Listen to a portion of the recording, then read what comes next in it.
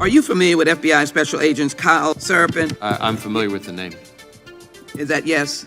I'm familiar with the name. I'm familiar with the name. I'm familiar with the name. Joining me now is a frequent guest of the show, former FBI Special Agent, whistleblower as well, Kyle Seraphin. Let's bring in Kyle Seraphin. He's the FBI whistleblower who helped expose government censorship of our First Amendment rights.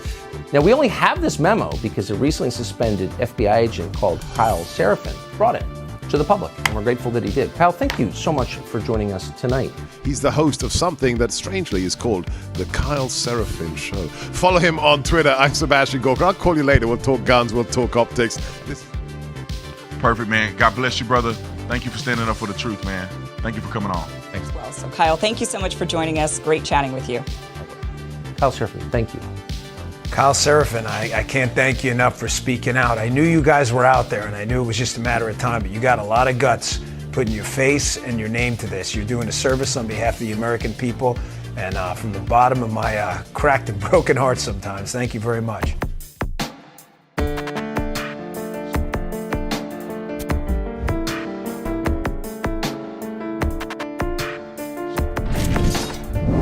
Take a look behind the curtain with a real whistleblower and American patriot. Prepare to embrace the uncomfortable truth because this program has no time for comforting lies. Here is civil liberties enthusiast, Second Amendment defender, and recovering FBI agent Kyle Seraphin. Hello, my friends. Welcome to the Kyle Seraphin Show. Today is Friday. Thank goodness. It's Friday, November the 10th. It is the day that the federal government will be observing Veterans Day. We got a veteran story for you today. The federal government may be observing it as a holiday, but they are also trying to observe you physically. They are trying to get their eyes on veterans because obviously people who served in our military are the most problematic. They're the most troubling members of our society, people that we cannot trust, right? That's great. We love it. It's Friday, which means it's Friendly Friday, which means I'm going to be bringing on my buddy, Steve Friend. We'll do that right after we say thanks to one of our sponsors, folks. We should have a good time today. Steve and I have been hanging out. And also, you know what? I loaded this up. Some people know. You never notice that there's some people that just say your name and you're like, that guy should do my intro. That's the guy that I want to do it. Check this guy out. You never know. You ever heard this guy? Kyle Seraphin. Kyle Seraphin. I've loaded it on my soundboard now because the suspendables, whenever I say something, Garrett O'Boyle will send me a little video of Seb Gorka saying my name over and over again. Kyle Seraphin. I don't know why. Kyle Seraphin. I can't help it. It's my favorite. It's my favorite way that somebody says my name in the same way that my buddy likes to say certain words in Spanish and he'll never say them in English. Like he always says guitarra instead of guitar. Yeah, some people should do it right. So let's do our first sponsor. Let's say thanks to Catholic Vote. We're going to pull them up. Folks, if you're not getting the loop, you are missing out on the loop. You're not getting looped in. You can loop yourself in by putting your email in the main webpage at catholicvote.org, and then you can just scroll through and you can get it, or you can just show up and click on the little tab up there that says the loop. Today's got some great information on there about Joe Manchin, the definitely not centrist, the definitely leftist Joe Manchin, not going to be running again, so they won't have that ally, or whatever you want to call him. You still got people that are attacking Tommy Tuberville about his abortion stance. Do you guys know that the story there? Apparently, it's not that he won't approve line item individuals that are looking for promotion and need congressional approval. It's that he won't approve all of them as a blanket sweep, including a bill that has some amendments about abortion. So it's very disingenuous, as usual. We are not getting the full story. That's the way that certain parts of the news will cover it. And go to Catholic Vote. You'll get a better little look at it. Okay, let's bring on my buddy, Steve Friend, author, fellow at the Center for Renewing America. What else is he? Founding Suspendable. Do we want to bring Steve Friend on? We could do that. Where is he? There he is. He's got a hat on. He's got Suspendables merch. Hey, what's going on, brother? I'm very excited to be here after a 2-week hiatus from Friendly Friday. And for those viewing, you get to see the new toy that I get to play with now that we realize that the iPhone camera is the reason that we got the ghost thumbs up a couple weeks ago when Steve Baker joined us on Friendly Friday. Do you want to tell them how stupid we were when we figured this thing out last night? We were doing kind of a bro session on Roll Call that you do every week, Thursday evenings, 6 p.m. Eastern, Badlands Media on Rumble with Alpha Warrior. I joined you with GOB Actual, and we just kind of did a roundtable. We were talking about police state. And at one point, I was discussing how I did a scene in that movie where I had the phone to my ear, and I replicated that. And in doing that, put my thumb up, and the iPhone camera thought it was a thumb up and popped over the ghost thumbs up emoji, and we all lost our minds. And then we started to play with the different hand signals that you can do. We realized that the Richard Nixon gives us some confetti, and I don't have that. I have a real camera. Nixon gives us balloons. I want laser beams shooting out of my eyes like Dark Brandon. I got to figure that one out. All right, so we'll figure it out. But for those of you that are using an iPhone and didn't realize that there are all kinds of little what is it? AI pattern recognition of hands. That's what was going on. So we have solved the NSA ghost thumb, and it is just Apple spying on you. Apparently, the NSA is only spying on Garrett with the AT&T truck. Yeah, we'll see about that one, huh? That's pretty weird stuff. It's always nice when you find out that there's a surveillance ban outside of your house. Not doing anything wrong. Going to keep doing what we're doing. It's going to actually play into some of the stories we're going to talk about. I want to lead off today. How many years were you on FBI SWAT when you were working for the Bureau? 5 years. Okay, 5 years on that. And did you ever work with the Newark team at all? No, even in SWAT basic school, I don't know if there was even a Newark guy there. It's not a big team, but it does have a storied history within the FBI in some ways because of some of the awful things that have happened. Let's cover down on what's going on. There's a manhunt underway right now for a guy that is accused of spraying pepper spray from a decent-sized canister 3 years ago on January 6th. And we got some video of that, so we're going to play some of the Newark team kind of unrolling. Maybe you can unpack it for people what they're seeing here. Let's do video number 1, Ryan. I'm going to kick right into this thing. Let's go FBI SWAT right off the gate, and go ahead and roll that video. This all unfolded in Helmetta, New Jersey, in Middlesex County. CBS 2's Christy Kalishian has the latest from the scene. Armed FBI agents in camo, members of the Joint Terrorism Task Force, and search dogs parked in front of Gregory Yetman's Main Street home in Helmetta Wednesday night. Several hours into the all-day search in the sky and the ground for him, Frank Sanford across the street had the FBI at his door in the morning asking if he and his wife knew anything. It was a little crazy. My wife called me because I don't know what's going on. She looked at the SWAT vehicle and this vehicle and dogs. And officials say Yetman ran from his house, hopping a fence Wednesday morning when he was being served a warrant for his alleged participation in the storming of the Capitol. Behind that fence, train tracks leading to a heavily wooded area that's been combed through all day. The plan is for heightened police presence this evening. We have our command post at the Helmetta Community Center. We're still hoping to attain him this evening. The FBI put out these pictures of Yetman from January 6th when hundreds stormed the Capitol. Later on Wednesday night, the FBI spoke with people inside Yetman's home. Helmetta is less than a square mile long and doesn't even have a traffic light. Mayor Slavacek reassuring its approximately 3,200 residents keep doors locked and stay vigilant. Keep doors locked, stay vigilant. Let's talk about FBI manhunts using SWAT. First of all, how do you feel about that perimeter containment they must have done as this guy apparently made it over the back wall and then disappeared? What do you think? I guess they didn't contact the locals because that was above their pay grade. They had no need to know that this vile, vicious, murderous terrorist who, I don't know, sprayed pepper spray 3 years ago and apparently hasn't committed a crime since, certainly warranted an early morning raid as the FBI's want to do. You never could just call him on the phone and say, surrender. And then I also enjoy the fact that he ran away and the FBI, because it didn't have containment, didn't chase after him. And I believe I read somewhere that the reason for that was because he could have been armed and they didn't want to put themselves at risk. So the people who have the guns were too afraid. So they called the SWAT guys and they get to use the NVGs for the first time ever. It reminds me of a scene in Aladdin. Do you remember that movie, the animated movie? It's my favorite. Okay, in the beginning, and they're doing the one jump scene, and so they're like, it's got to be one jump ahead of the bad guy, one jump ahead of the thing, right? He's doing them, and then at some point in time, the bad guys are going to catch him, and Abu, the monkey, like draws a sword from one of the dudes, and his pants falls down, and then he's like, ah, and he holds the swords out, right? And there's 15 bad guys that are 50 times as big as the monkey. And they go, he's got a sword. He's got a sword. Idiots, you all have swords. And they draw him and then they run after the monkey. A guy running away who might be armed and it scares off the agents who have guns. For me, that's the Abu the monkey moment. I don't know if that that'll probably always be in your head from here on out, but it makes me laugh whenever. Appropriate. And fun fact about Aladdin, you know that Aladdin was drawn to look like Tom Cruise, right? I did not know that. Is that Try true? to unsee that.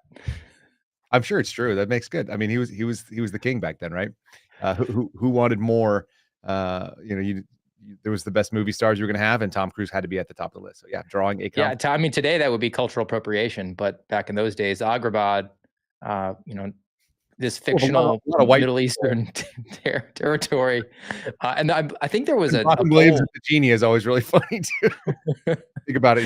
If you're like, what do you think a Middle Eastern jinn or genie would be like? You'd be like, probably Robin Williams. And the princesses would definitely have midriffs, and yeah, they were not doing concealed faces. They were like, what would Britney Spears wear? Dressed like that, or Britney Spears dressed like them. I don't know. I just like the monkey image holding everybody off. This guy goes running off, no containment. Your original protected disclosure had to do with things just like this. Maybe you can kind of elaborate on that for folks. We're kind of doing a lot of touching the original bases right now because a lot of this stuff is coming back into focus, which we're going to cover in a minute as well. But maybe run about that. Well, one of the original disclosures I came out with was specific to my office, where it was in Daytona Beach. We were going to send a SWAT team to go arrest a January 6th subject. He was alleged to have, and there was a warrant cut for his arrest for a felony. And they were going to send the SWAT team in, but he had told the guys who interviewed him 18 months prior that he would cooperate. And that was the last contact that he had with the FBI. And I came forward and I said, look, he has no reason to expect us to knock on his door at 6 o'clock in the morning, especially when he said he would cooperate. So banging on his door, I'm a husband and a father. If I don't believe that law enforcement's going to be there, I'm going to come to the door armed. This could be very easily a Waco type scenario where he gets hurt or killed, or somebody in his family does, or one of our people get hurt, or maybe the community itself, because it was a pretty rural area. There's going to be a lot of Make America Great Again and Gadsden flags flying. They might just turn on us, and then we're outnumbered. I could just itemize a list of potential problems that were easily mitigated when we could just pick up the phone and tell him there was a warrant for his arrest. He could surrender. We could send a local law enforcement officer. We could do the surveillance interdiction that you did, where he goes to work and you pick him up on his way when he stops off to get some gas. There's a whole host of tools at our disposal to arrest him, but the FBI immediately deferred to the heavy-handed tactic because the process is the punishment.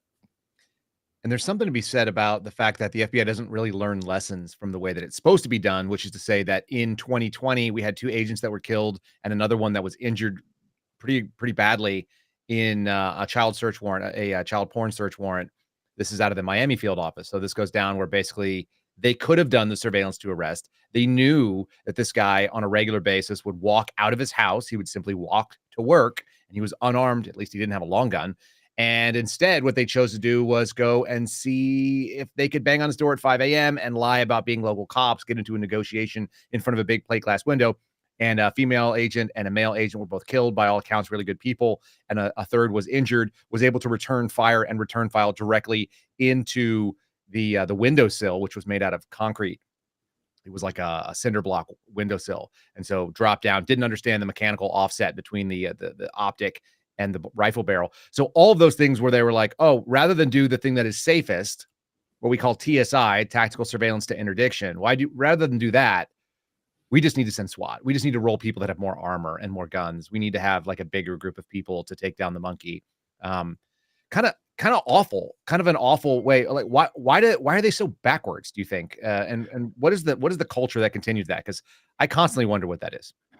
Well, I think that there's an element of we need to bring the Damocles sword of justice down on these insurrectionists that come from management levels. I think there's also a concern that they have the domestic terrorist label, and you don't want to brief to the 7th floor of the Hoover building that you did anything other than send the SWAT team because they're super, uber dangerous. And then I always lean back on my former SDL made a comment to me, senior team leader on my SWAT team, about this mindset that's now infected the FBI at large, and you're no longer a case agent. So the case agent is what you see on TV and the movies where they investigate the bad guy and they're doing all the work necessary, collecting the evidence, doing the interviews, chasing after him, and eventually they put the handcuffs on them, and then very Hollywood fashion, they read the Miranda, even though they're not going to interrogate them. But now you're a case manager. And when you're a case manager, you're moving the chess pieces around the board. So evidence collection, you send the evidence team. Surveillance, you send the surveillance guys. And when it comes time to make the arrest, you send the default arrest guys who are perceived to be SWAT because they have the advanced tools and theoretically advanced training, and they're going to go and bring the person into custody for you. You don't actually have to leave your cubicle. It's very much like this automated thing that we're seeing in the journalist community, where they don't go out and knock on doors anymore and conduct interviews. They just kind of peruse Twitter and get comments and quotes and then draft their piece for the day. Tweet said this, and this is my story because all I did was go through Twitter. It reminds me, it's not like this at all, but it reminds me of what people might see in like the Jason Bourne movies where they're chasing down Jason Bourne all over God's green earth. They send the minion, who's the super trained hyper assassin guy. And then you've got like Edward Norton, and he's back there like quarterbacking it, like yelling at different people that are sitting at computer terminals with all the dark screens and all that kind of stuff. And so that's the idea that the FBI is moving towards, like the Edward Norton case manager. He's not physically going to bring anybody into custody, but he's going to act like he's the guy quarterbacking. In reality, you're sitting in like a very well-lit room with, you know, fluorescent lights that are not very nice and a crappy cubicle and a computer from 4 years ago or 5 years ago that's brand new to you. And that's what you're trying to run the case from. I want Yeah. you to understand. Your FBI office looks a lot like Office Space. Oh, for sure. Yeah. I mean, it's federal office building. Have you ever been into a federal, you know what the worst federal office buildings I've ever been to were all postal buildings, which is maybe why they're so miserable. I actually did an interview at the Office of the Inspector General for the VA. I was looking to get out of the FBI as I was suspended. And I'm like, maybe I can find another route. And so I went to OIG of the VA, beautiful office right next to the federal courthouse, walked out 50 yards. There was a massive waterfall out running through the middle of the Spokane, the city of Spokane. If you guys have never been to Spokane, it's one of the prettiest cities in America. And then I went and I drove across town to where the airport was. And then I went over to the Postal Inspector Service and I was like, oh, the ceiling tiles have mold on them. It's crappy. It looks exactly what you'd expect like the Postal Service to have. I was like, I don't think I want to work here. This is not good. It's somewhere in between those two. It's almost never as nice as what VA OIG has. It's almost closer to the Postal Service. But I want you to read, we're going to read through the charges that this guy has against him. This is coming out of the New York Times. It says Yetman is charged with assaulting, resisting, or impeding officers. That's charge number 1. Engaging in physical violence on a restricted building or grounds. Number 2. Physical violence. I love this one. This is vague. Physical violence in the Capitol grounds or buildings, and other charges. And there's a $10,000 award or request. I'm sorry, man. It was a long day yesterday. There's a $10,000 reward for his arrest or information that leads there too. So, what would he like right now? Do you think he's on the run? He's moving around. We're gonna do a sponsor. Watch this segue. You ready? Stand by. Here we go. Let's talk about 4patriots.com, the number 4patriots.com. There is our newest sponsor. You can go to 4patriots.com/Kyle, or you can just use the promo code Kyle to run through and get a discount on any of the hearty meals they have, the survival foods. I can tell you this, unless this guy had a go ruck ready to run, and maybe he did. I mean, he was a National Guardsman. We can talk a little bit about his background, a prior military police officer. But yeah, you're going to want to have some food if you're on the run. If you are running from the Bureau because you are a medium violent, engaged in spraying with your pepper spray 2.5, 3 years ago, you're going to want to have some of this stuff in your go bag. So what can you get? You can get the 3-month survival plan right there. This is for an entire family, by the way. This is 3 months of survival food, the Platinum XL kit. Check out any of their stuff on there. They also have all kinds of neat little tools for power and solar, for water purification. This is good for camping. It's good for survival. It's good for, you never know when, and they have a 25-year guarantee on their products to be able to keep that food capable of eating it for a very long time. You never know when the FBI might show. Nobody expects the Spanish Inquisition and nonviolent offenders or people that engaged in pepper spray probably don't expect the FBI SWAT team at their door. So go to 4patriots.com/Kyle or use just promo code Kyle when you check out their website. Was that a professional segue for you? Did you feel good about that? It was, man. It got my mental juices flowing because I just can't help but think of this guy, a la Eric Rudolph, running into the woods, who 3 years ago concocted a scheme where he said, I'm going to try to take over the government with pepper spray. But if that fails, I'm going to have all these drop MRE kits in the woods and go on the lam and survive like Eric Rudolph did for a number of years because, again, the FBI really stinks at manhunts, which is why it went immediately to its favorite tool, will give you money if you turn them in. Did they, is there a Tommy Lee Jones character from U.S. Marshals or from The Fugitive that works at the FBI, you think? Oh, man. If there is, I never came across him in my time. That sounds like a really fun job, though. I mean, you get to go run through sewer pipes and watch guys take a nosedive off it and immediately fly out. I mean, you don't care. Between Point Break and The Fugitive, like that's what most people think that federal agents do, right? I mean, that's in the back of your mind when you click apply, but you never really get to experience that. You just running through the like someone's gonna have to buy me a new suit because I'm running through the water. Yeah, tumble with guys on the beach or something and bring them in, cuff them, and they're gonna be cuffing is not nearly as easy as they make it look like. No, and when I get frustrated, I can just roll on my back and throw rounds directly into the air indiscriminately. That's my favorite. Johnny Utah is awesome. Silly, funny story. One of my buddies who is in an office that I'm not going to name, he got there, brand new agent, my kind of guy, as you can imagine, kind of a little bit sarcastic and pretty silly sometimes. And so he goes up to his new boss and he just goes, I can't remember if it was 4th of July coming up or Cinco de Mayo. There was some kind of a holiday coming up. And he goes, who do I talk to about getting an extra box of ammo for the celebratory mag dumps? And the boss looks at him, he's like, what? And he was like, I assume that we participate in the local tradition of just, like emptying the mag into the sky. So who do I talk about swapping out duty ammo and to get another box? And he's like, man, are you well, when I was how that would go over, like the lead balloon that would go over in every single supervisor you've ever had? Yes. I mean, you're immediately, well, you should have your security clearance suspended, right? Theoretically. We're going to talk about it. Questionable loyalty to the United States because you want to celebrate Cinco de Mayo, which is a Mexican holiday. But there's actually there's more juice in that than the reasons that they removed you and I from it is, right? That comment is actually more investigatable. It'd be like, what is this guy all about? He wants to throw rounds into the air. I guess we didn't train him well. That would actually be a better reason to investigate somebody. I think it's worth noting, if you want to dump a celebratory mag, you should do it with 22 because the ATF, as you said last night, can't trace those. So you'll be good to go. Can't and don't. 100% true. So let's do the second video here because we got another video. These are some of the SWAT tactics. I'm just going to have you watch it and make comment on it if you don't mind. This is a helicopter looking at it. So let's roll video number 2, Ryan. We'll get more comment on this poor guy that's on the lam right now, trying to stay out of the gulag, I guess. Like, I'm not crazy about him fighting with cops.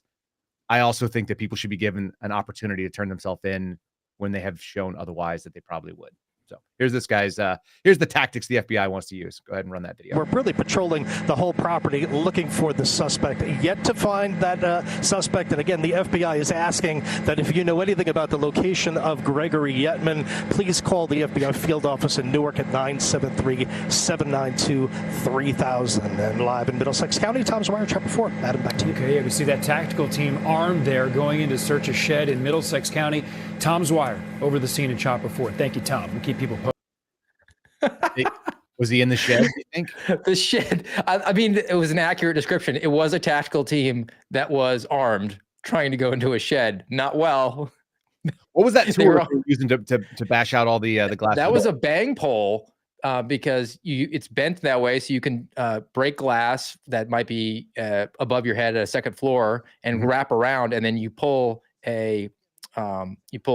a lever on the very end of it, the back end of it, and you can drop a flashbang into an upper floor window. It's a useful tool to rake, but obviously not for tarps in this case. Not designed for tarps. So I've seen the ones that they made. I think the Phoenix, one of the Phoenix SWAT officers, not from SWAT, but from like a real SWAT team that was a local team. He's divided. There's a thing called shield spike. You ever use those? No, maybe we call it something different because the FBI loves to. It's a curved, it looks almost like a tire iron, and it actually goes into the shield and it snaps onto the shield, but you can use it, and it's a glass breaking tool. And then they have some other like enormous ones. He created a whole line of tools, but one of them is like this, like it looks like a medieval sai, like you see the Grim Reaper hold, and it's meant for specifically going through plate glass window, and it looks a lot like what that was. But that's a bang pole. I love that idea. I was a shield guy, which was a funny story because we had a good pattern on our team where the senior team leader didn't like guys to be kind of pigeonholed. Oh, you're always holding rear perimeter. They would try to let guys, this time you're going in on the entry team, this time you're not. But then I always found that I was on shield every single op.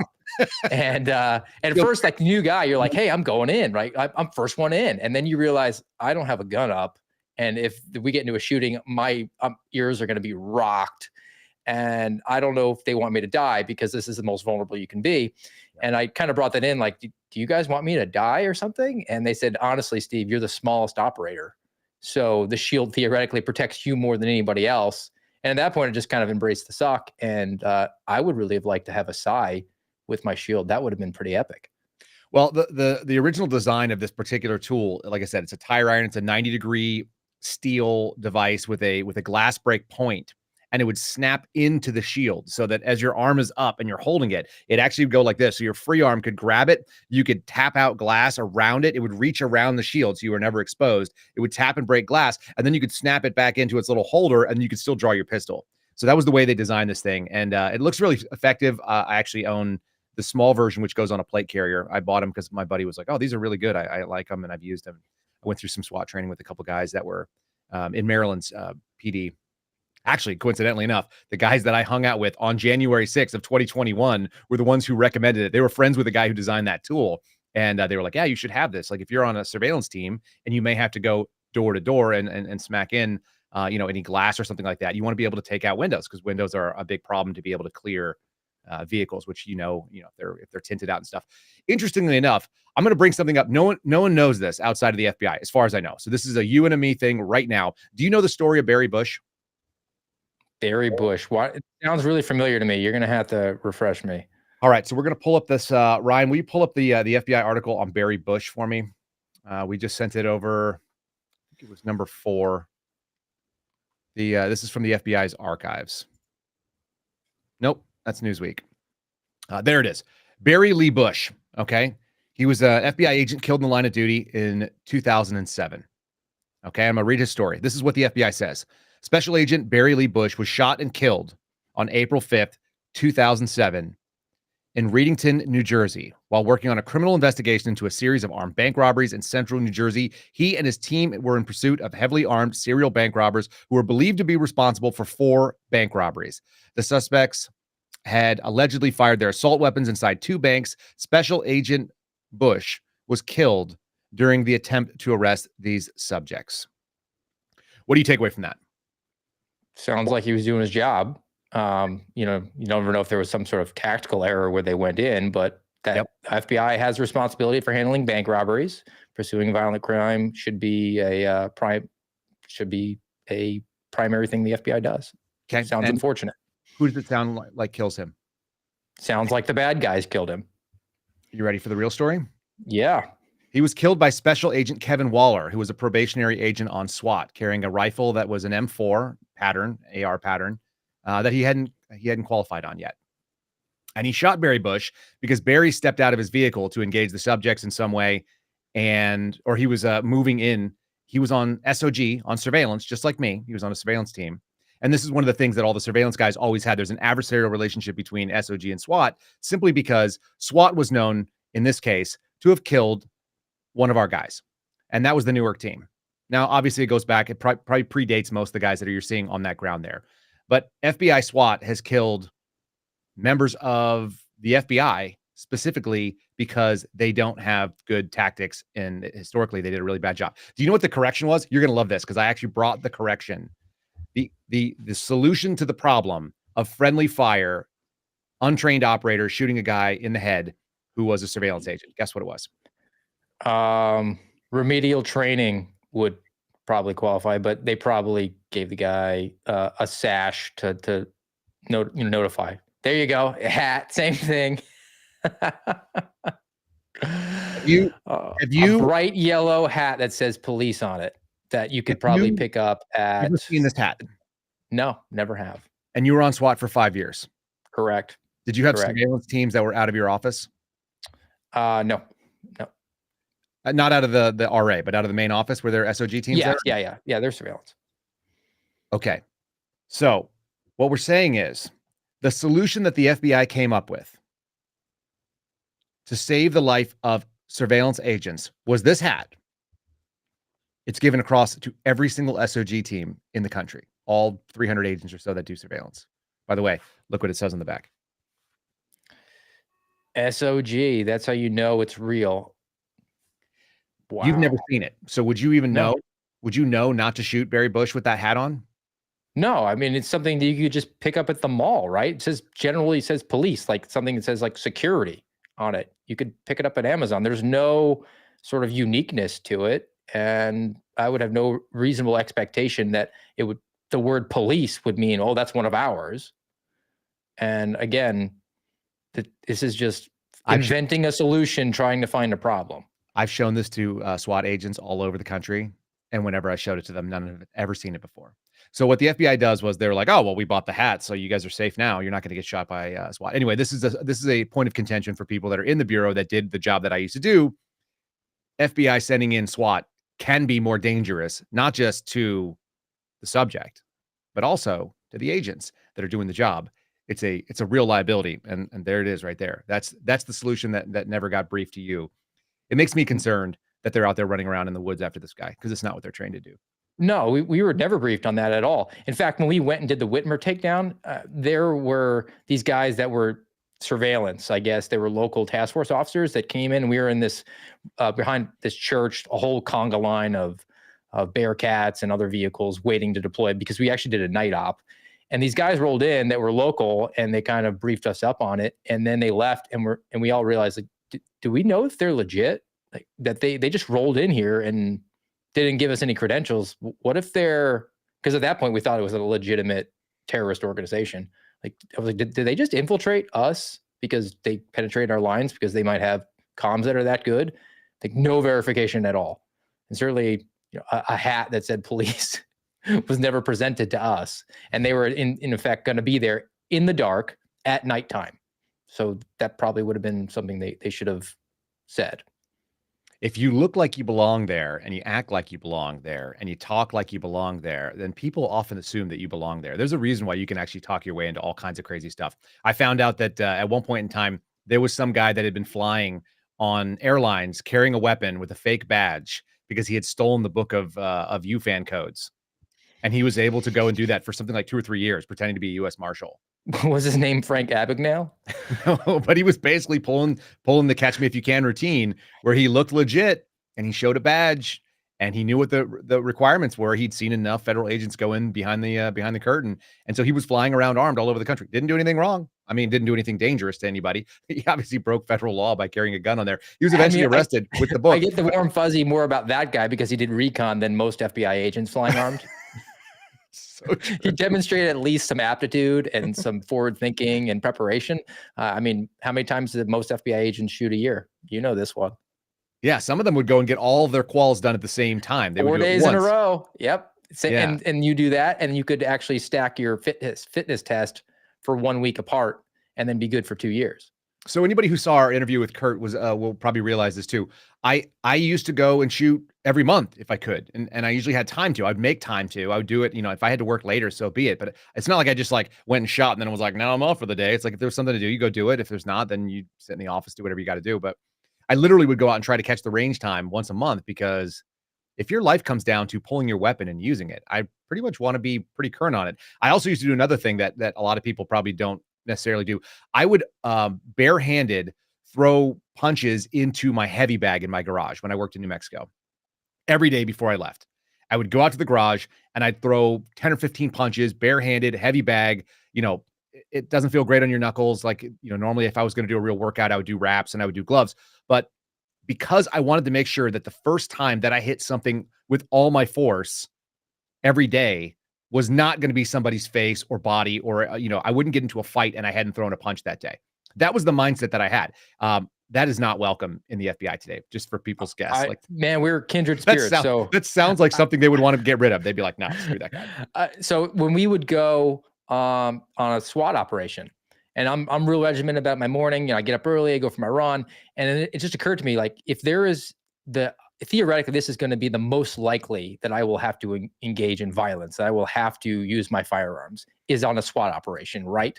Mm-hmm. So I want to keep things as consistent as I can. I've already driven a long distance. I slept in a bed that wasn't mine. All these guys would go out together and eat dinner at a restaurant. I don't normally eat restaurant food. There's all these. Sometimes you don't eat at all. Let's just be real. You just go days without eating. People should know that. Like half an almond and I'm good for the month.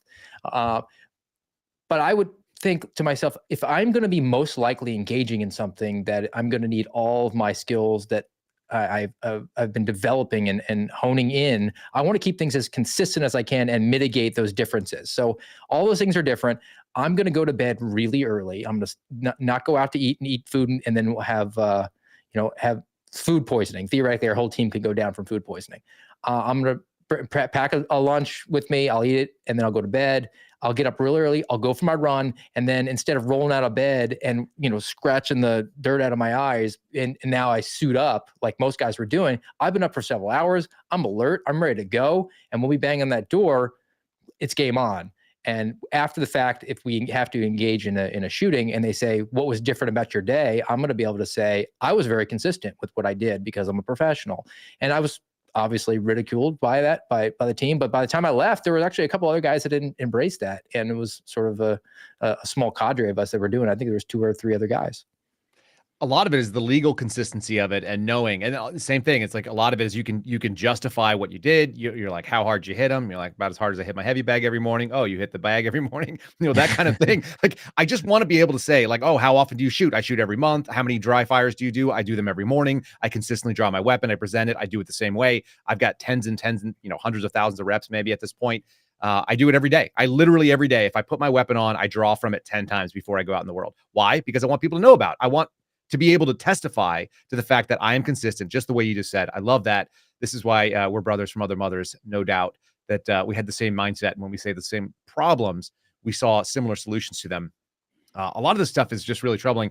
I've got some breaking news. I'm going to do that, and then we're going to go to one of our sponsors. Let's break this news right now. Folks, some of you may have seen that there are fentanyl-laced letters being sent all over the country. Steve, did you see the story yesterday?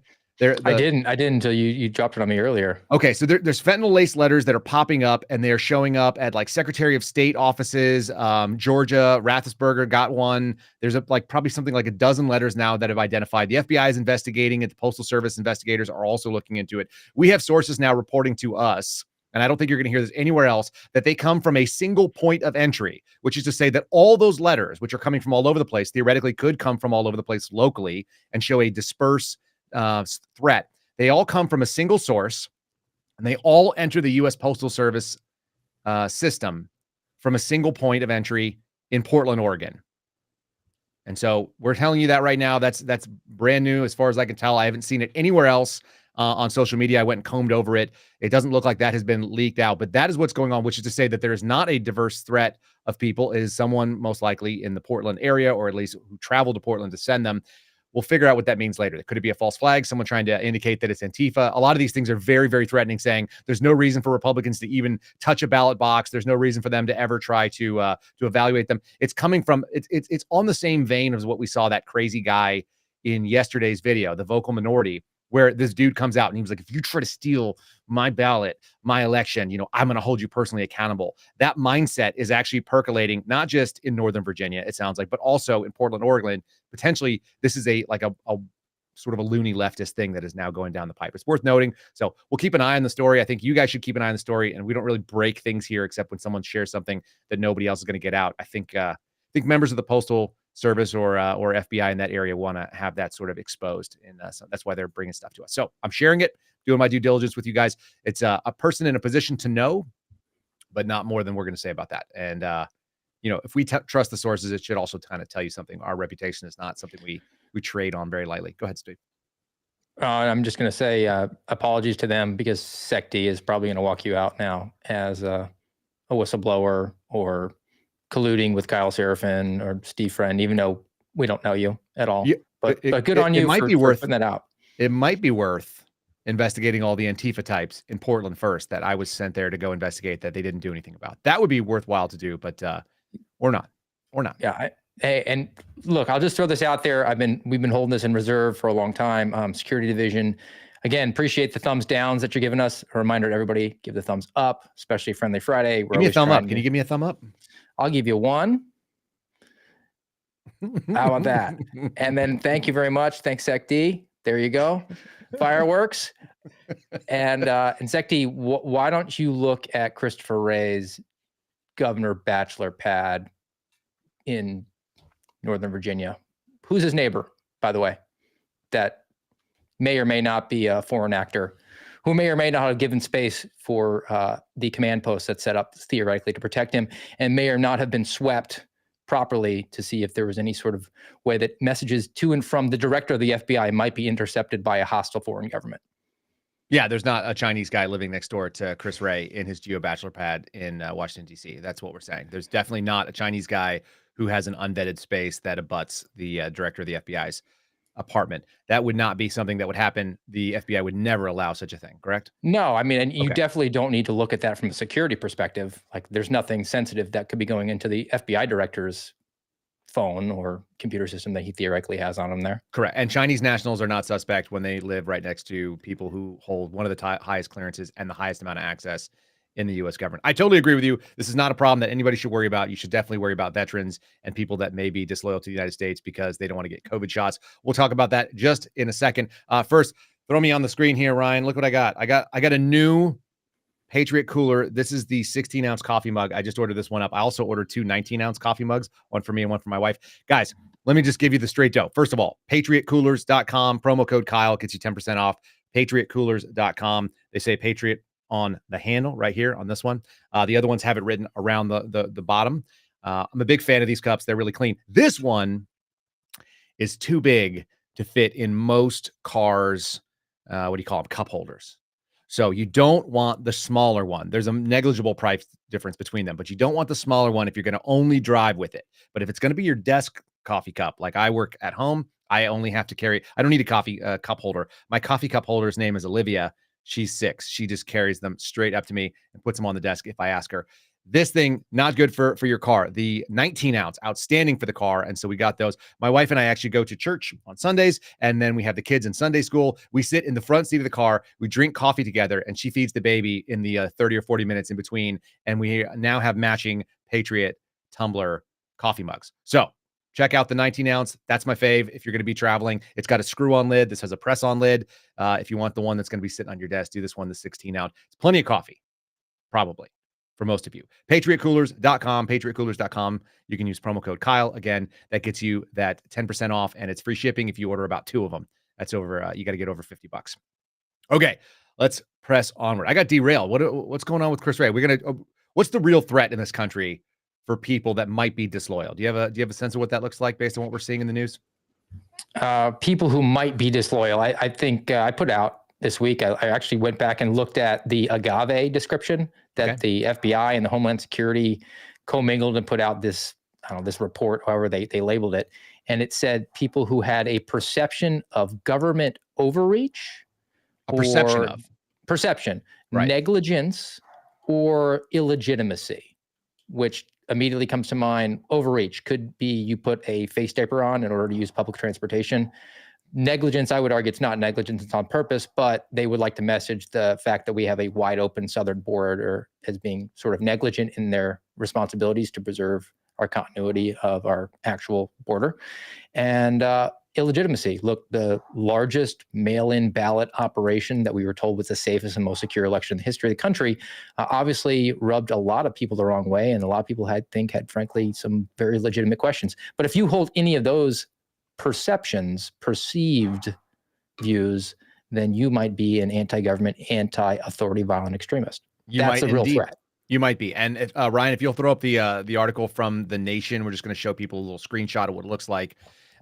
A very beta looking, that's a really aggressive looking picture with somebody's green eye, which is quite pretty, and very intense camouflage. That is a wrap. That is not how real camouflage paint gets done. No, it is not. Anybody who's ever applied face camouflage has never been able to do that intricate thing. That looks like it was printed off in stickers. But all that being said, they have they're alleging that military affiliation is the strongest predictor of extremist mass violence in the United States, in The Nation. The story is written by a guy named Jasper Craven. You can't make it up. Jasper Craven looks like he's still in high school, although I'm sure he's out. And for 3 years, he's actually an expert. He's been writing about the VA. He even wrote a book about our veterans. He's never been a veteran. He has never served in the military. He doesn't have any law enforcement experience. He doesn't even have any experience walking into a gym where men who were in the military were, from what I can tell. He looks very, very weak. And he writes very strongly about how Lloyd Austin was really a great man, and he was so troubled because he was at Fort Bragg when there was a skinhead shooting in 1995, and that probably still rocks Lloyd Austin's world. 30 years later. This is the kind of people that are out there reporting on this stuff. But you could not have written a better justification in this left-wing article, this left-wing paper, The Nation, then the FBI would just take that right away, and some intelligence analyst is going to extrapolate that. They said, well, we said this thing, and then they said this thing, and now we're going to go back. This is circular reporting, right? And the circular reporting is that we're going to continue onward and attack veterans because they have obviously shown a conservative bias. Now we have, can you throw the FOIA up on the screen here real quick, Ryan? I'll get you to respond to this in a sec here, Steve. The FOIA that we did yesterday is for some information. We are now actively engaging in. We've got a buddy. This is Steven Stambolia. He's our machine gun lawyer. You guys saw him on the machine gun lawyer episode. He will come back on and talk 2A stuff, but he's also offered to do FOIAs for nothing for us. He is an activist in the way that he wants government transparency, the same way the Kyle Seraphin show does. So this just says this is a request for the Freedom of Information Act for a specific meeting that took place that we are being alerted to. There is a congressional disclosure that has happened as of yesterday. This was filed yesterday afternoon. We are actively going to be pushing back on the FBI in the investigative journalist space. Do we do a lot of commentary? Yes, but we're going to bring facts and we're going to bring receipts with it. So this is part of our attempt to make that happen. Pretty disgusting that we found out also, and I will get the paperwork on it. This is sort of the continuation of Kerry Pickett's story from the other day. The Bureau has basically looked at not getting a COVID vaccine and military service as proxies for conservatives in general, and that's what they're trying to remove. So they've targeted people and specifically called out their military affiliation. What do you think about that based on the number of people you knew in the FBI that were military veterans? I just want to be sure, let's be very clear. They think that people who raised their hand and swore an oath that they would die for the country have questionable loyalty to the country. Right. That's the argument. That's the contention. And they think that is on firm ground. I think you're sort of stretching for a new opportunity, a new target that you can purge out of your ranks, which is why the military has such a crisis right now when it comes to recruiting, because they're not getting the guys from the backwoods of West Virginia or Montana anymore that have a lot of rage and a lot of aggression and testosterone flowing through them at age 18, and they need to channel that into breaking things and killing America's enemies. Instead, they're putting out drag queens to recruit their particular Army and Navy and Air Force and just military in general. Here's the thing. Have you seen the viral videos that have gone that are all like white guys and Hispanic guys who are in the Army and they're doing like new recruiting videos, leading people to believe we're going to war? Cheryl Atkinson reported on that a couple weeks ago on Full Measure and the length that they're going to recruit. I mean, they can't get people in there who are actually going to be proficient, but they don't necessarily want them. They want people who are just willing to comply with what they're told to do. And they figure that they have the technology that they don't need to actually have aggressive males. That's why one of my favorite videos from a few weeks ago was that I think it was an officer OCS training course where he just couldn't scale the wall. It was a basic obstacle course. He physically couldn't do it. And that's going to be to our detriment. Folks, we're going to lose a war in the not too distant future if the current regime continues on its current trajectory. Yes. Yeah, that's right. So let's break this in here too. I saw it in the live chat, and then I'm also seeing it over here on ABC News updating. Go ahead and throw that on the screen there, Ryan. The individual, Gregory Yetman, who was on the run, did not have enough for Patriots emergency food to sustain himself indefinitely, and he surrendered. Now, I want you to also do. Who did he surrender to? He surrendered. The manhunt that went and broke down that shed and all of the SWAT operations and the helicopters and the night vision goggles and all the dudes running around in their pajamas in the woods. By the way, what is better? I never understood why SWAT needs to wear camouflage pajamas. Why is that? Like, I had a guy go, well, what about infill? I'm like, you infill in Washington, D.C. and Baltimore, which is in the dark. Wooded. You're not in Afghanistan, homie. Yeah. Well, I mean, they had to do that because they should be wearing day glow like the Brits do. I actually really like the way the Brits do this one thing. They wear day glow, like very, very bright green with a sash or like a reflective that says police or whoever you are. If it says FBI or federal agent or whatever, I don't care. It should say something police related. It should be shoulders like suspenders. It should go across the chest. It should be on the back. And it should be obvious that if anyone were to shine a light out, there's 9 guys essentially wearing like hazmat suits saying we are from the organization that we claim, because nobody else would look this ridiculous and have this many safety dance outfits. And we're all going to come in and tell you who they are. Like, the idea that you need to like infiltrate is the craziest thing I've ever heard. They're either asleep because that's why you're doing it at 6 a.m. or 5 a.m. or you got outside, or you let them know that you're the cops. You already have to do a knock and announce. You already have to turn on the lights, right? Is there any reason outside of like maybe a guy in an urban hide or maybe like a rural sniper scenario that somebody has to have camouflage on as an FBI SWAT team member? Can we talk about that real quick? I mean, there's the real reason and the reason they give you. They'll give you the reason of, well, we might have to go into this setting in the woods where we're going to have to, I don't know, camouflage. Wait for the guy to turn himself in. Yeah. Or infill in the dark. The real reason is most of the guys who are doing SWAT want to just play Army. They're all counterintelligence, counterterrorism guys who just need to get out of the office, which is fine by me. I mean, like, if you want to train and be a professional, be a tactical team, that's awesome. And then they got to spend the money. They got to justify the budget that they get, that the FBI devotes towards it. So they want to buy the Cry uniforms. And then what do those the go new, for? Do you know what they go for? I think it's about 800 tops and bottoms together. Yeah, about an $800 uniform. All those guys that you guys saw on that video, all wearing like $800 worth of very clean uniforms. It's not like these guys are putting them through the paces for a 14-day patrol in Afghanistan. No, and look, the hardest thing that they deal with is going into the wash over and over again. There were guys on the SWAT team in Omaha that did the Oregon standoff at the bird watching building. What was that? 2015? Wildlife Sanctuary. Yeah, and I swear they had PTSD. They talked about it for the full 5 years. It was almost every single time we trained. They were like, "Yeah, back in Oregon, man, back in Oregon." And all we fired 0 shots, and we sat out there and watched people and just stunk. They sat on a road for 12 hours a day. They experienced what it's like to be in the military. Yeah. That's what it's like to be in the military. It's mostly waiting around for things to happen.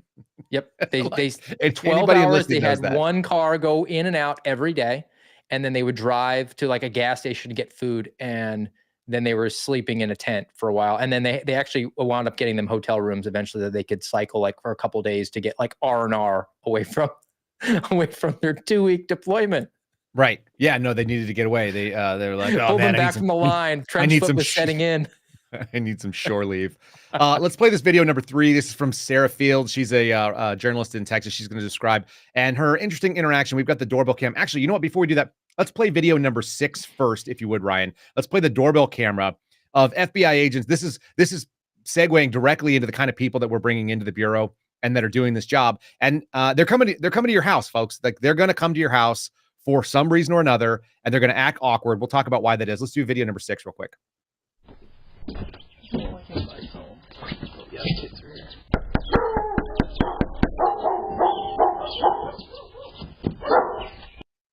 My name is Special Agent Grant Mason. I'm with the FBI office here in Tyler, Texas.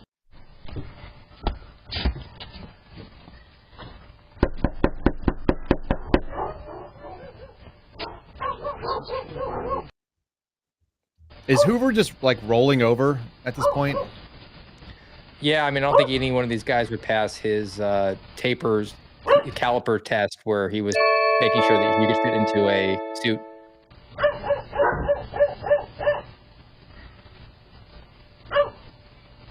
That dog is really having a hard time. So anyway, if you're not listening, what you're seeing is FBI agents standing wearing plaid shirts and a clipboard, crossing their hands in non-interview position, kind of casually looking around on a reporter's front porch outside of Tyler, Texas. His name is Grant Mason, apparently, per his own introduction.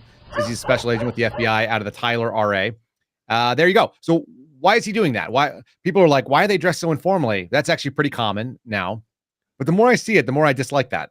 I actually dislike it more. Like, you and I put on a suit when we go on and do an interview. I actually I wore suits when I did interviews, generally speaking. Unless I was on the res. That didn't really make sense. Yeah, I think Steve Gray points to him for that. He was always professional, that the FBI had that image of wearing the suit to work all the time. I would actually agree with you on the reservation. It didn't make a whole lot of sense for you to be wearing a suit. It would actually probably get people to not talk to you. Correct. Yeah, you want to actually... But I did wear official stuff. I wore like a jacket that either had like an FBI patch on it, so people could kind of see as I walked up. Like either the wind. I had my own sort of like windbreaker that was not an FBI one, but it took the FBI patches. But yeah, I think tucking your shirt. I mean, that to me would look better. It just would. I think wear a vest, wear a jacket, wear a coat, wear a sport coat. Like they teach you that at Quantico. You can wear khakis and put a sport coat on. You look like a doofus, but you look like a Fed. Which is what you're going for, theoretically. What do they call it? They call it business tactical. Do you remember that? No, but I'm going to adopt it. Oh God, it's so stupid. Yeah, but they call it business tactical, where you're wearing like khaki and your 511 boots. issued pants, knockoff pants that shrunk as soon as you put them in the wash. I bought my own, so I don't know. Okay. As you can imagine, I was a cop making $16 an hour. I was like, this is inferior gear.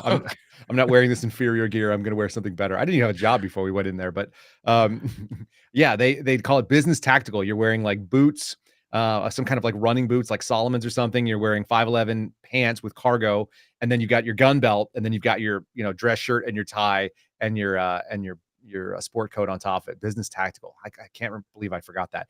It's really stupid, really silly. Long and short of it is these guys are showing up looking slovenly. They're going and they're bothering her. She actually put out a video on this. I'm going to play the first probably minute and a half of it so you guys get a taste of what was going on with her. They hammer called this woman because they're trying to get her to reveal sources. And this is something that I think is really why the Bureau is, these guys, I think they're actually embarrassed about what they're doing, but they're being directed to go out and do it. And that's why they're being so shady. Listen to her description of it. Video number 3. Go ahead and run that, Ryan. And we're going to be wrapping up here a little bit. But let's at least get this out there. My name is Sarah Fields. I'm a Texas activist, a constitutional government advocate here in Texas. I work in legislation.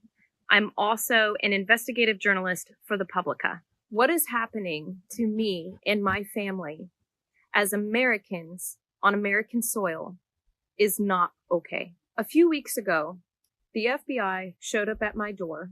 They did not want information about the stories that I share. They did not want further information or details about the information that I've shared about the border with boots on the ground experience. They wanted me to out my sources. After the first time they came to visit me, I wasn't here.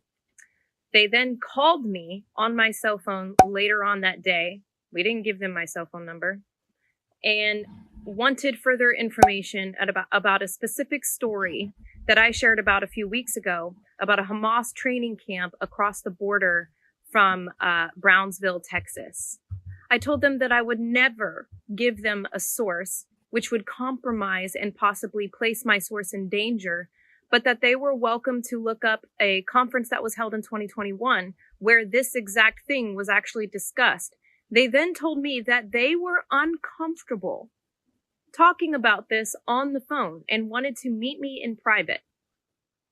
So I always tell people that when I would get new guys out of the academy, I don't know if they're teaching them this way. These guys are obviously not new guys. Those guys look pretty salty and they got like spare tires around their belly. So they're no Steve friends. But let's put it this way. These new guys would come out and they would say the same thing that they were being taught by some of the senior agents that go to the academy, who are never the best, by the way. Anybody who teaches in an academy, military folks, you know what I'm talking about. Most law enforcement know you don't get to train people at the academy by being the best at what you do. You're usually the most teach. They go straight to the academy and they just waste time for people. So the thing that's interesting is they would all come out and I'd say, let's role play because I don't want you to embarrass me as we go knock on this door. Or I'm going to go to somebody's office and I don't want you to embarrass me. And I watched guys who were quote unquote senior agents to me. They were often younger than me because I came in at 35. So I'd have a 28 or 29-year-old, agent who has 4 years of experience who's going to take me and show me how to go interview somebody, even though I used to like make a living knocking on doors and calling people on the phone. Very weird. But we go out there and they all would do the same thing. I'd say, let's role play. Don't embarrass me. It's a big thing in the paramedic world and in the emergency medical world to do role play. It's like, Steve, you're a 36-year-old pregnant female complaining of abdominal pain. Ready to go. And so I'll come up and I'll be like, how you doing, ma'am? And you'll be like, oh, I'm hurting. Like we role play. So you know how to talk to people and you don't make a fool of yourself. So I tried to do it with these guys. I swear they would all say the same thing. Knock, knock, knock. It's like, hello. And they would go, hi, I'm Steve Friend. I'm from the FBI. Your name came across my desk. I'd like to ask you some questions. And I would go, what do you mean my name came across your desk? And they would go, well, your name came across my desk and I have to ask you some questions here. And I'd say, do you have like a conveyor belt with just like, like the sushi things that have the names on it? Or is it a ticker like Wall Street where they're just running names across? You just it's a lazy Susan. It just keeps going around in a circle. How did my name run across your desk? And they would go, well, time out. Seraphin, can I just start over? Can I just start over, please? And I'm like, yeah, you can. But like, why are you saying things that don't have meaning? How about knock, knock, knock? I'm Kyle Seraphin. I work counterterrorism for this field office. I have an investigation. You are either a potential witness, you are a potential subject, you are someone that I would like to ask for information. You have every right to say no, and I will go away and I won't take it personally. But if you're willing to, I'd love to talk to you for a few minutes. I have a couple questions and you might be able to clear them up here. We can do that here. And if you'd like an attorney, which you definitely don't need, but I don't oppose you paying for it, you can always call me back and I'll be willing to leave my card. Real simple. That's transparent. Look, at the FBI Academy, there's this whole thing about you have to build rapport with people. You have to ask them about their children and their background. And then when it comes time to confess, because you've connected, they'll give you the information you want. And I was so similar to you, where I said, not wasting their time and throwing these meaningless phrases is rapport building, because they know that I'm about a certain thing, I'm mission focused, and then I'm going to get out of their hair. Because who wants to talk to the police? Nobody's having a good day if they're talking to the police. That's right. And so it's like, look, we could do this on a schedule. You can come and see me. I can come back and see you. The reason these guys apparently were asking, I think, for her to come into the field office and they're not comfortable with her being on the phone is because Texas is a one-party consent state, and that it's very easy to reach over. I've got one sitting on my desk over there. I can reach over and grab my recorder, put it on speakerphone, and record everything they say, which I may or may not have done to somebody in the FBI if you go back to the beginning of my channel.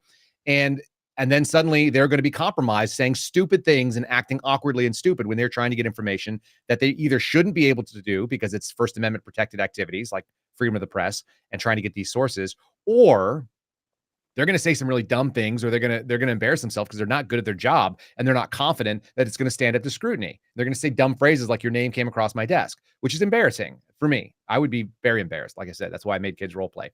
Long and short, they want her in the field office where she goes through the metal detector, your electronics have to get checked in and all that kind of stuff, where they can control the environment, and then they don't have to record it either. And then they can just say, well, we wrote a 302 of it.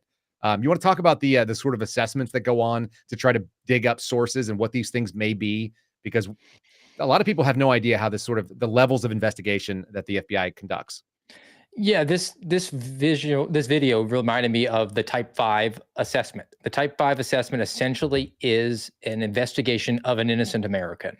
It's done the same way. You build up a dossier on the person because you want to have as much information as you can on them to deem if they are good or bad as a potential confidential human source, like a potential informant snitch for you. You find out where their pressure points are, where their vulnerabilities are, the access they might have, and then you ultimately decide, is this person good or not? So essentially the FBI winds up investigating an innocent person to manipulate them and exploit their access to information to further its own mission. And the reason that I was reminded of that is included in the confidential human sources for the FBI, and folks should be aware, the FBI can recruit attorneys, it can recruit clergy, it can recruit journalists, which is clearly this woman here who has access and has her own sources. And the FBI might have been putting a tickler out to her to become a confidential human source. Give us your sources and you'll work for Uncle Sam. And then the other one I'll also add to that is the FBI can recruit minors as confidential human sources, and they don't need mom and dad's consent. Which is really terrifying. I want to reiterate the fact that there is no criminal implication. There's no allegation that you're involved in a crime for them to be able to open a full investigation under the Type 5, and not a full investigation, sorry, to open all the tools they have for a Type 5 assessment to evaluate you as a potential source. They don't have to actually accuse you of anything, but they still get all the tools. And once that can evolve into a criminal investigation, if they say, oh, whoa, you might be engaging in something, and now we have a process going, and I'm going to ask you a question, and oh, I think you might have lacked candor. You've obstructed my investigation. 1001 charge. Right, the Michael Flynn routine. The other thing that's really fun is that they can open a full investigation into you. We would have full investigations where we didn't know the name of the subject, but we knew the name of the victim. And you can use all the same tools that you would have looking for the subject, looking for the victim. So, for example, if you were a person defrauded out of $1 million and I was opening a case on that $1 million fraud, it would name you as victim. Your name would be in the case file. Your name would be the lead of that file. And then I would have tools to look into your bank records, whether you gave them to me or not. And if I found out, well, Steve is also doing some real shady things with money, or maybe he's involved in something else. It looks like he might be supporting some group we don't like. That could spawn off other investigations because we are already there and we have a lawful purpose to go into your stuff. People, the FBI does not need a $300 million headquarters. It's really scary stuff. We'll have to do it again on another day where we talk about that. We still hopefully got some time. They're not going to be breaking ground on the FBI headquarters anytime soon, but go ahead and plug your stuff. Let people know where they can follow you. And I also put your book in the description and the show notes so people can say that, but you can tell them where to find it. You can find me on social media, Truth Social, @real_Steve Friend, on Twitter/X, @real Steve Friend. I work for the Center for Renewing America. I am a fellow for them. AmericaRenewing.com has a lot of good material there. My book is still pinned to the top of all my social media profiles. True Blue, my journey from beat cop to suspended FBI whistleblower, trying to get that back into the top echelon, especially going into Christmas. It's a easy read. It's a fun read. I think it's pretty enlightening. And I hope everybody has a fantastic weekend. I will be going to Coweta County, Georgia, to give a speech there for a group. And I'm looking forward to seeing all those people in the Atlanta area. Outstanding. And also, it's a book that the FBI didn't want you to write. They requested that you redact at least 40 pages of that thing. And you chose to not do that because we believe in transparency here. I know you do too. Very much like you, I recorded my conversations with FBI executives, and the transcript is in the book. Folks, check out the book on Amazon. Steve, it's always good seeing you, buddy. I look forward to talking to you probably a little bit later on this weekend, and I hope you have a good one. Ladies and gentlemen, you've been watching the Kyle Seraphin Show. It's streamed live from Liberty Hill, Texas at 0930 Eastern Time, which is 8:30 here in Texas. America went a little bit long, but we always do with my buddy Steve. Let's say thanks to one more person. If you guys want to check out MyPillow, you can go to mypillow.com/Kyle. As he said, Christmas is coming up. People are ordering towels, they're ordering sheets. You can use my promo code, the same as you'd use anybody else's. You get the best discounts that are available. There's the site that Ryan has just pulled up for you. I was just listening to Mike Lindell talk about the towels the other day. They have a different kind of cotton in them. I'm not an expert on these kind of things. However, if you are, and this is your jam, and you like the percale sheets like my folks do, if you like the slippers, which my slippers are about done. I'm probably going to have to tell them to. I think they'll actually just send me some. They're really nice people over at the MyPillow. Anyway, mypillow.com/Kyle. Use the promo code Kyle if you're on the website already and get yourself the discounts that are available. It supports our show. They give us a percentage of sales, so we appreciate that. And really nice people over there. I was just on Lindell TV with Garrett and with Steve last night, so he also supports this entire Brendan House show. We're on there all the time. They let us come on and share our message and share things that we're pitching. And obviously, we appreciate all of you guys. If you guys want to get a message shared, you can do it by leaving us a 5-star review on Apple. You want to do the Apple review first? Let's do that first. Today's one is from John J. 69er. Okay, there you go. It says, thank you, 5 stars. Thank you for having the guts and the morals to give up your career and exposing from firsthand knowledge what our top law enforcement agency has become. Hopefully, if you listen to the show, you've realized that the FBI is actually not the top law enforcement agency in any way, shape, or form. What they are is the self-proclaimed premier law enforcement agency, and then they go about their day doing everything they can to prove otherwise, including a multi-day manhunt where the guy just surrenders himself. Let's throw up the Rumble rants that we had on there. One from Beth B1. What's the deal with the pedo ring that supposedly broke up yesterday? We'll look into it over the weekend. I'm a big fan of the Bongino rule as well. 24, 48 hours. We see what it's all about. We'll tap our sources and see what's going on there. So we'll get back to you on that one, Beth. And Tack Penis saying veterans like us tend to tell people not to join these days because military leadership is an abomination. No doubt about it. It is very hard to recommend that to your kids right now. And lastly, $50 from Chris WTC007 saying, love you guys. We love you. We really appreciate it. The show is for you guys. If you like it, give it a thumbs up on Rumble. Rumble.com/Kyle Seraphin is where we live, where the live chat is, where you guys are always bumping. And it's starting to get so fast that it's hard to see. So join us on Rumble. Use the slow chat if you need to. And then you can share this on all your favorite social media. We'll be posting this on Apple, Spotify, iHeartRadio very shortly. And we appreciate you guys supporting the show in such a big way. I hope you have a blessed weekend. A happy Veterans Day to all my friends who are veterans. Thank you for your service. Thank you for loving this country. Even when the government is the problem, we still love this country, as someone told me the other day. In fact, most people who have served this country are very disappointed with the agencies they've served, but that doesn't take away from you, the people that are out there that we served and we signed up to do. So go out there and take care of your neighbors, y'all. We love you. God bless. See you on Monday morning. Thanks for listening to the Kyle Seraphin Show, streamed live weekdays on rumble.com/Kyle Seraphin. Follow Kyle on Twitter, Truth Social, and Instagram @Kyle Seraphin.